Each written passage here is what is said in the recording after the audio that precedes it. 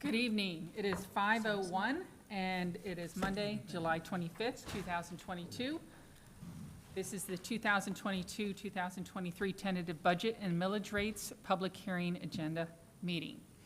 At this time, I'd like to call the meeting to order at 5:01 and ask you all to stand for the Pledge of Allegiance.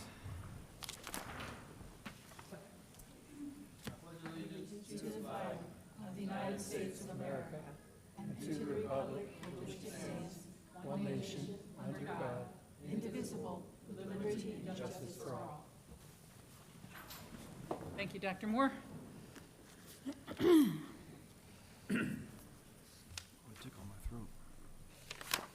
All right, there are no consent or action items for this particular meeting, so I'd like to call for a motion to adopt the orders of the day. So move. Second.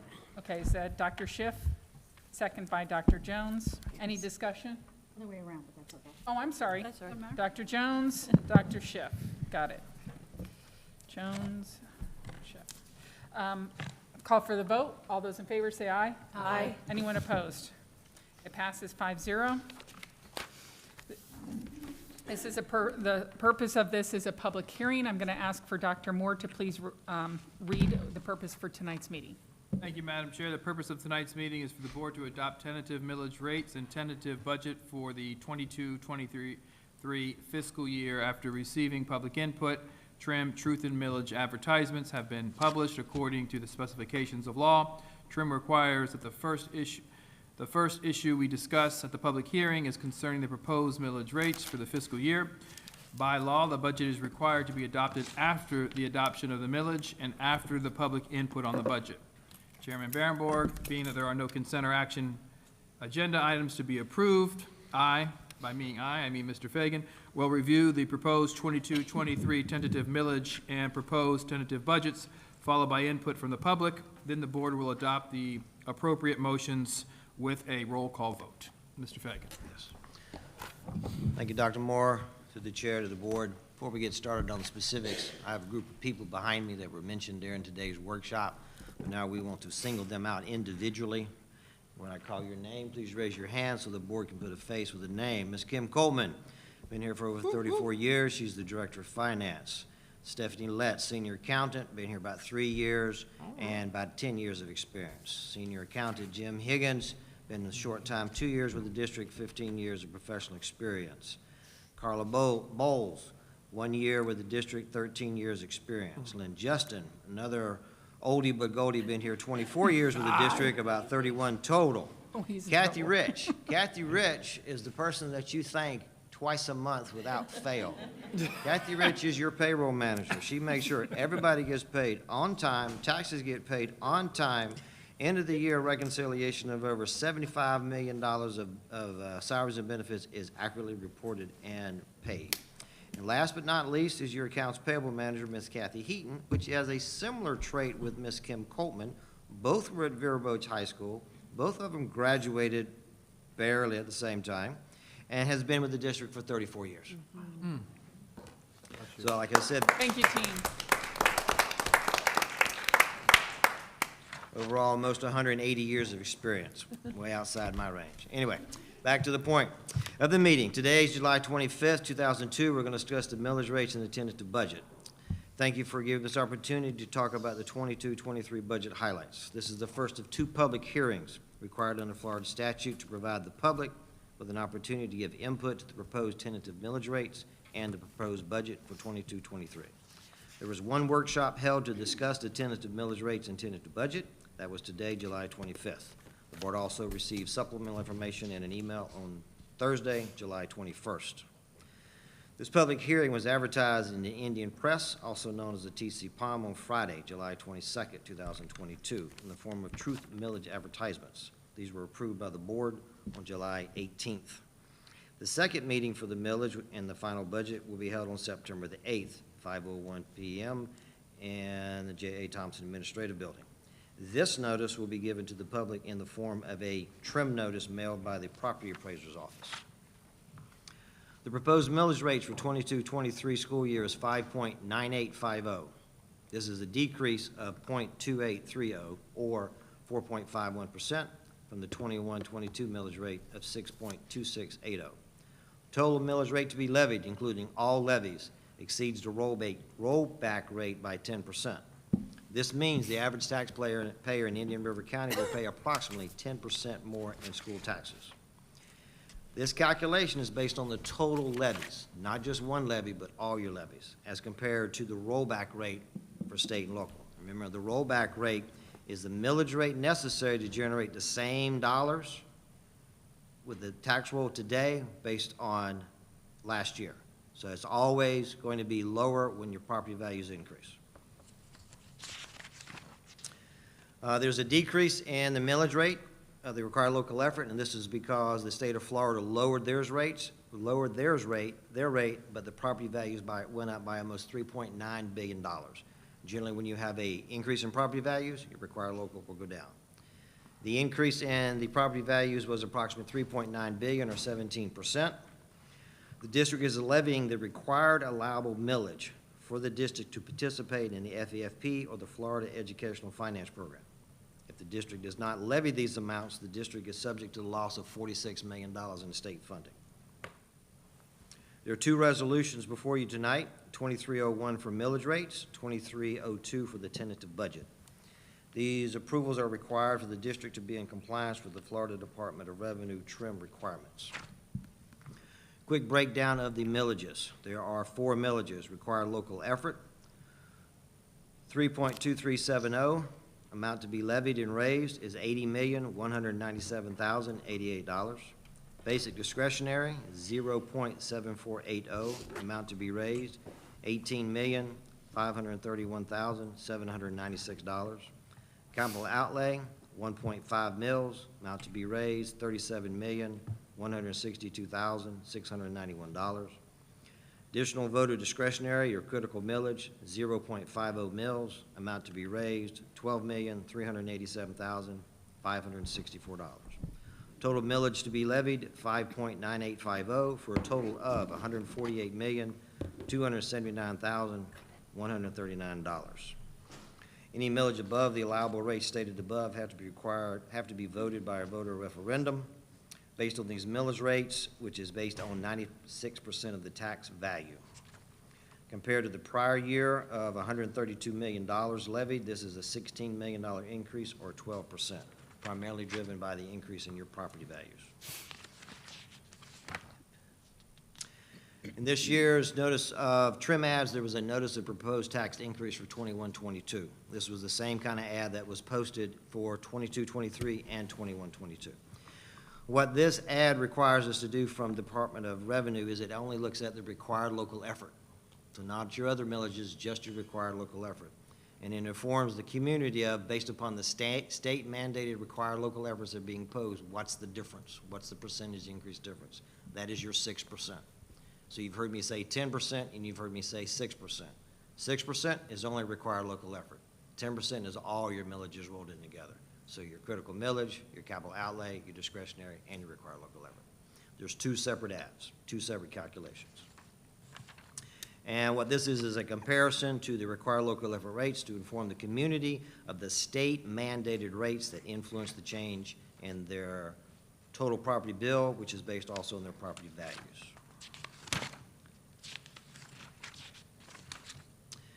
For an impact on the homeowners based upon their property values and the increase in the millage rates, an average homeowner could see somewhere between $60 to maybe to $110 increase in their annual tax bill. Second part of tonight's public hearing deals with the tentative budget for 22-23. The board is required to adopt a resolution identifying all the funds and how much each budget adoption is. For general operating budget, the amount is $186,651,875. Debt service, $29,342,073. Capital outlay budget, $60,383,484. Special revenue budget, $49,137,391. Internal service budget, $33,467,067. Enterprise fund, $2,653,698, for a total budget $361,635,587. After you approve the two millage two resolutions, then, I'm sorry, pause. That's the next item. Okay, great. All right, I'm going to open up the floor for discussion by board members. Who would like to discuss this?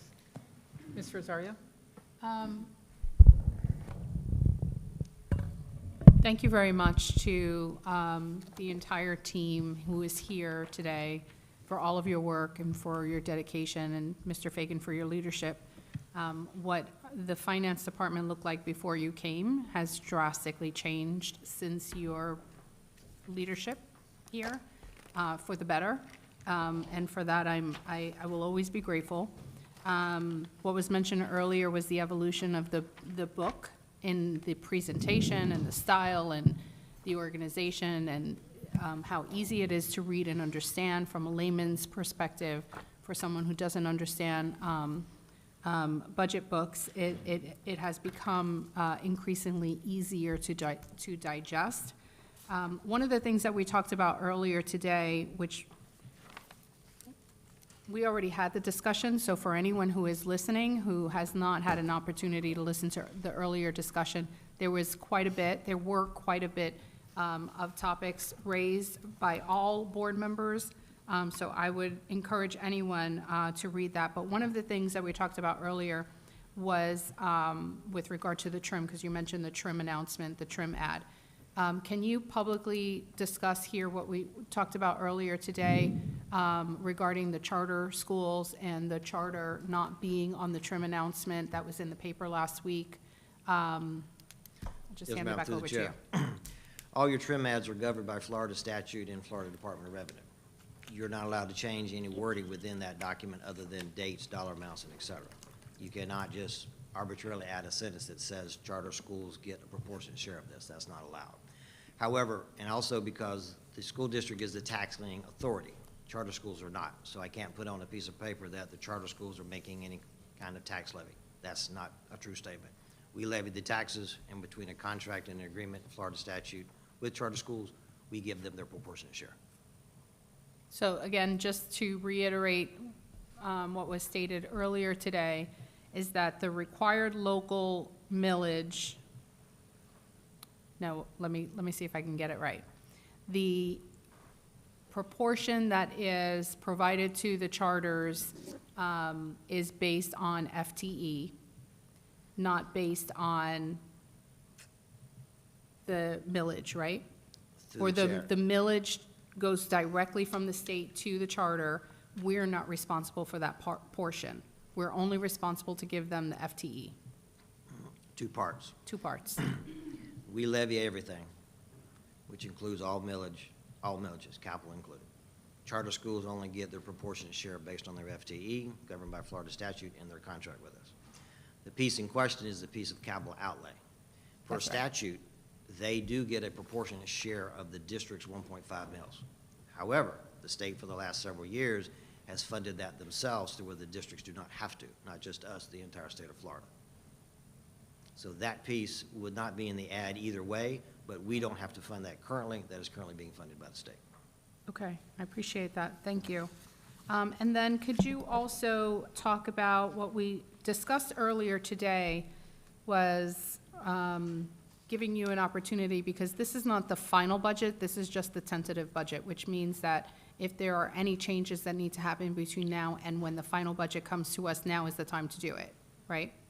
Through the chair, yes, ma'am. This is your tentative. Your final will come in September. We haven't closed out the year. Still have some accounts to clean up and get everything reconciled before we produce the final budget. So one of the things that was discussed earlier was the topic around the performing arts, providing funding for the performing arts in our high schools, and where that would come from. I know we talked about the ESSER 3, because there is a balance of $26 million that we still have not collected, but that is to be collected over the next year, and we get reimbursed. We use our funds, and then we get reimbursed for the ESSER funds. Can you talk a little bit about what happens between now and the final budget in terms of your review of performing arts and what we discussed earlier today?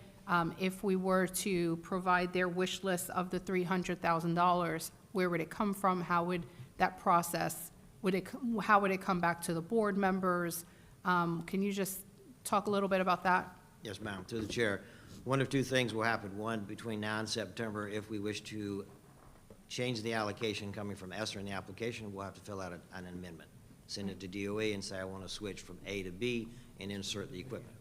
First thing, though, is that the DOE may come back and say the purchase of musical equipment does not comply with the terms out in the general scope of ESSER 3. If they do say that's fine, then I'm simply going to have to reallocate money from Project A to the equipment. If they come back and say no, then it's an object of it, doing an analysis to figure out where we could find the extra $150,000 and what would be impacted. Okay. And something that I didn't ask earlier, if we are determining that ESSER will be used for A, B, C, and D, if something happens that we decide, like now, right, we're discussing possibly changing or adding, if we can, the performing arts or the piece for the performing arts, whatever that would entail. Does it go through the same process by submitting a request to change the ESSER application, or is there another process? Through the chair, no, ma'am. Anytime you want to change anything on the application, you go through the amendment process. Okay. Thank you, I appreciate it. Okay, any other discussion, board members? Dr. Jones? Just a comment. I'm very glad right now that the strategic plan and guiding principles are determining the budget instead of reverse. And I know that 85% go through salaries, so looking at all the line items and so forth, I think we've done a good job as far as supporting our schools and student achievement, and I want to continue to always look at that. Thank you. Anyone else?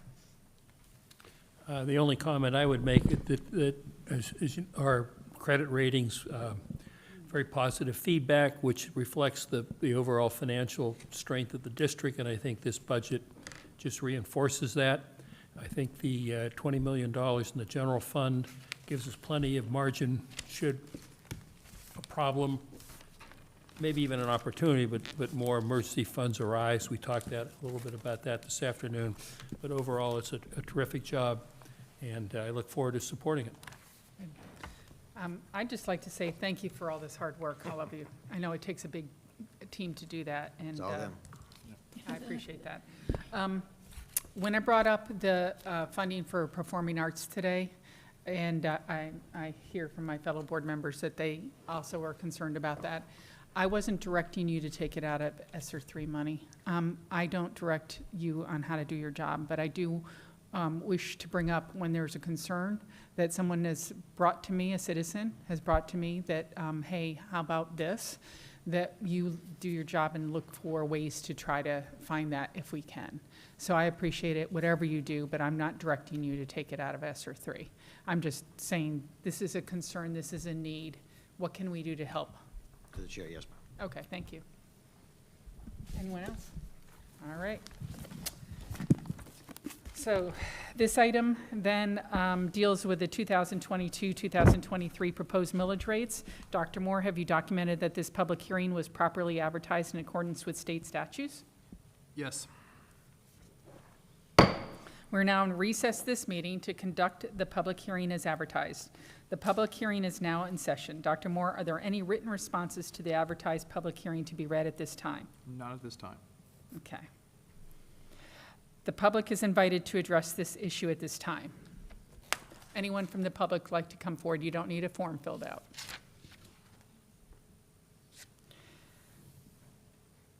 All right, is there any individual representing an organization or his own personal account or public interest who wishes to speak? All right, seeing none, I will conclude that the announced public hearing on July 25th, 2022 has been conducted pursuant to notice and that ample opportunity to address this issue has been provided to all. The board meeting is reconvened at this time.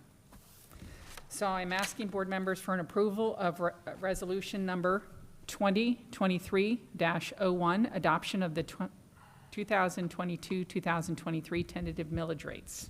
So moved. Second. All righty.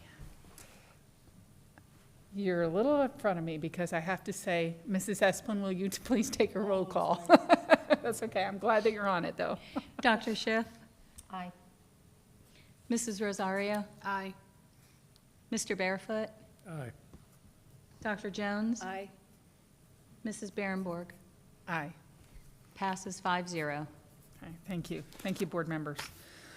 All right, discussion of the 2022-2023 proposed budget. And I open up the floor for discussion by board members. This is different. This is different.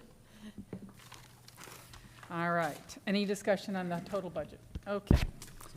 Yeah, I know, it sounded the same.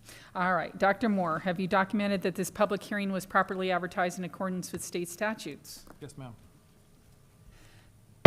We now recess this meeting to conduct the public hearing as advertised. The public hearing is now in session. Dr. Moore, are there any written responses to the advertised public hearing to be read at this time? Not at this time. Okay, the public is invited to address this issue at this time.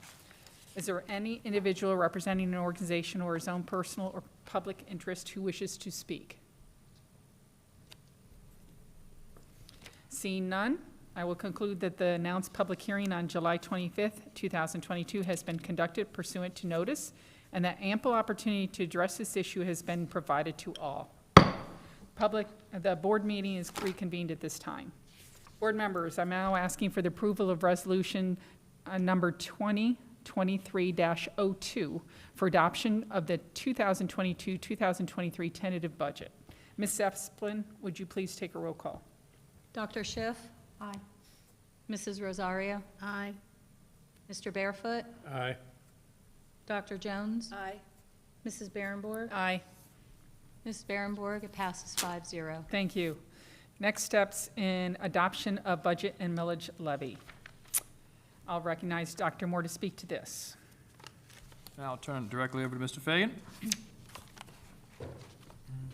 Moore, thank you, Dr. Moore. Through the chair to the board, based on your actions tonight, the board has approved the 22-23 tentative millage rates and the tentative budget. Has also accepted the 22 certification of school taxable values, Form DR 420S, from the Indian River Property Appraisal's Office, and also authorized the superintendent to execute and complete this form. The School District of Indian River County will schedule a public hearing on the final budget, 22-23 millage and budget for the 22-23 school year for Thursday, September the 8th, 2022, at a special meeting at 5:01. This notice will be sent out via the Trim Office, Property Appraiser's Office. Thank you, sir. Dr. Moore? That's it. Okay. I'll adjourn this meeting at 5:23. Thank you all.